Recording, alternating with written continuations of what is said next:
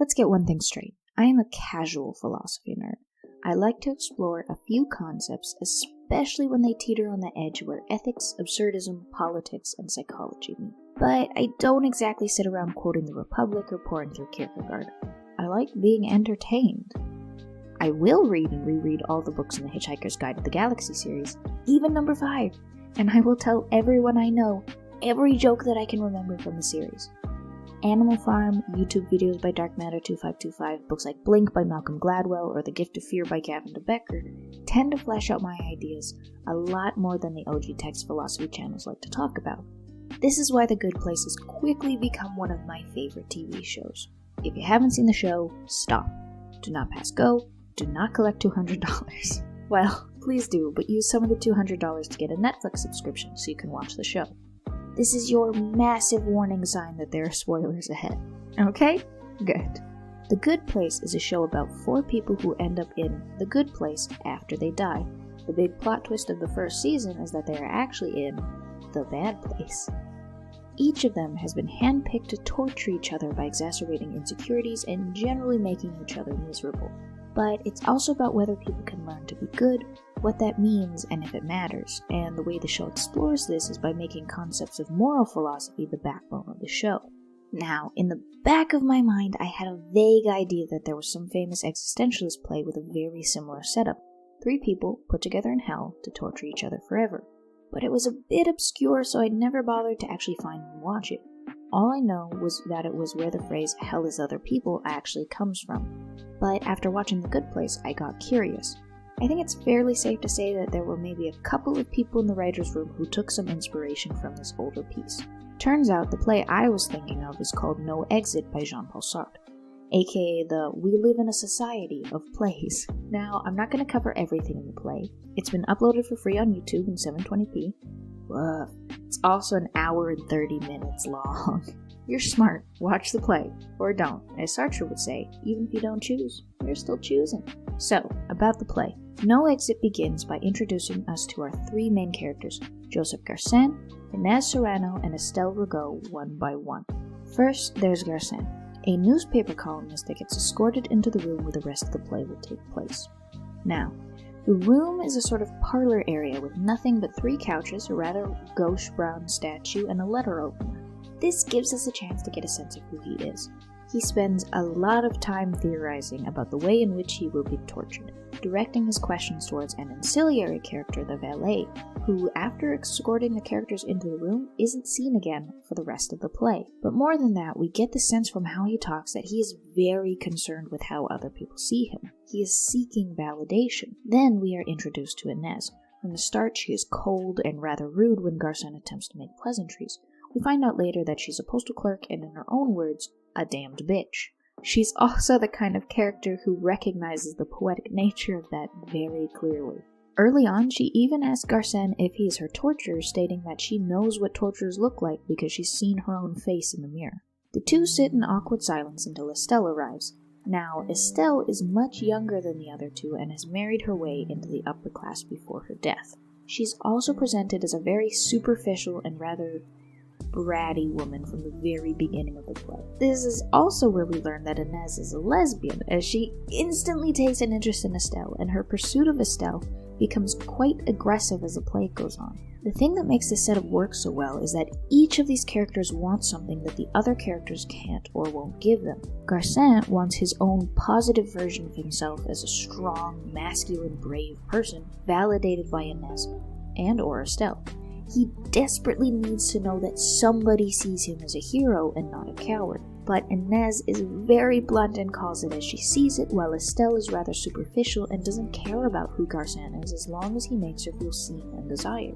Likewise, Inez wants Estelle and nothing to do with Garcin, but Estelle is interested in Garcin because he is a man and that sexual and affectionate attraction and attention is what she believes she needs to exist, because there are no mirrors in this parlor area. But there is still an element of hopefulness as Garcin proposes solutions that are meant to help make this afterlife as tolerable as possible, only for the solutions to be crushed by the reality that these characters are incapable of change. One of the most interesting details about the setting is that the characters do, in a sense, have a window to their old lives. As long as people are talking about or remembering them, they can listen in or view the place where they died. But as time passes, each of them has this realization that this tie has been severed.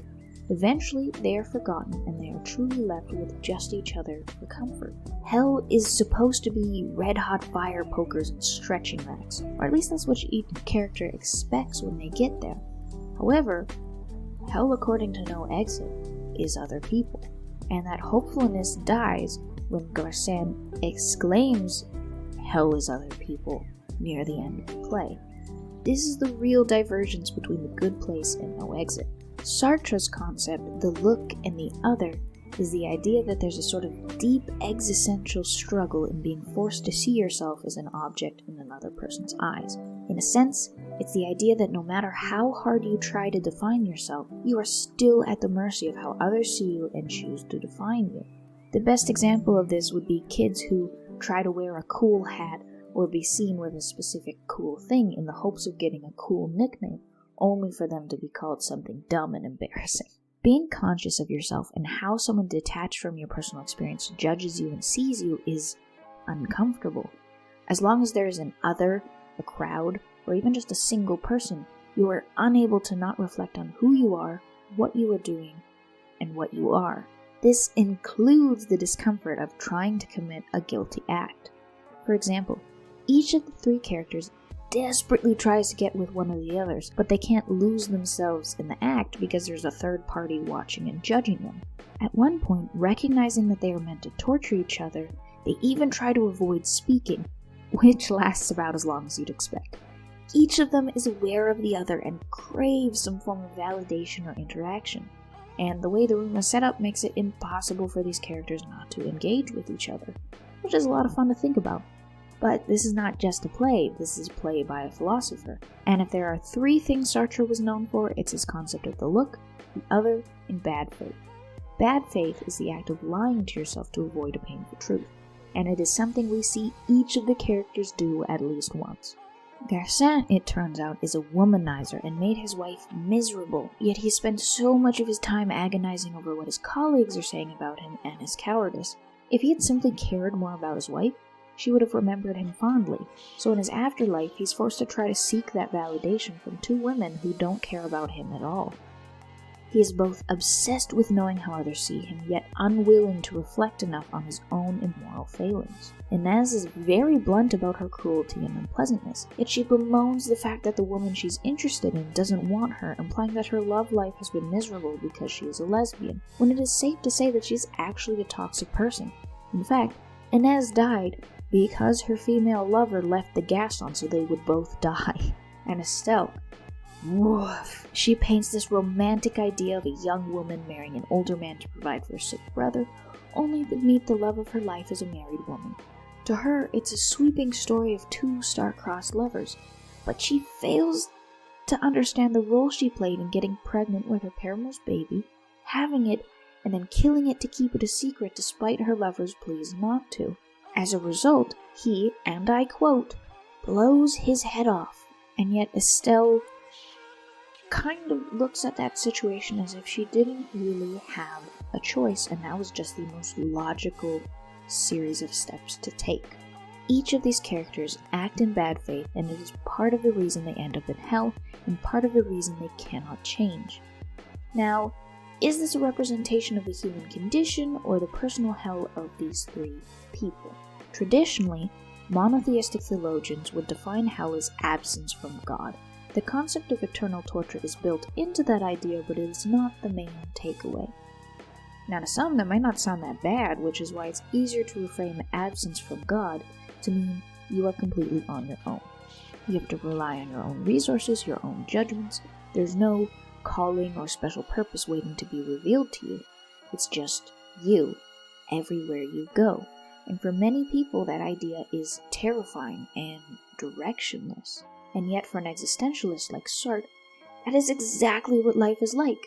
Without God, there's a sort of nothingness, and many existentialists choose to, in its place, embrace existence. But the way in which they choose to go about it can be very different. Let's go back to that cave I was talking about in the last episode. If we're in a cave, all the way or halfway out, this means we have a limited understanding of our existence. In a traditional way, existentialism is hell. But I don't believe it has to have the negative connotation that comes with the concept of hell. The key difference is we're not being punished for anything. We're simply alone. Well, not quite. Like the characters in No Exit, we do have each other. Some people like to think that you can run off into the mountains, set up a survivalist bunker, and never have to rely on another human being again. But we can't escape each other. We've grown used to the idea that we are trapped in a cave with people who cannot or will not give us what we need, but that's not the case. Sartre's hell only works because there's no ability to change the character's condition. They can't cry, and they can't sleep. Think about what that means. Crying is a part of emotional growth. We cry when we are working through emotions. They also cannot sleep, which means they cannot dream. That is why it is hell. Not because there is no God, but because these characters cannot grow or change. They are eternally stagnant. Yet we are not stagnant. We have the ability to dream and empathize with each other and grow. We also have the ability to grow together, just like the characters in The Good Place. There is no exit that will let us escape from each other, and if we choose, we can make it hell. We can say we live in a society and it will never change because the powers that be will it so. We can act in bad faith, give up our agency because the alternative will be hard and difficult.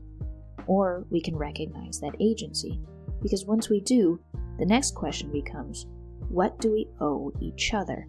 And that question is what I am going to leave you with today.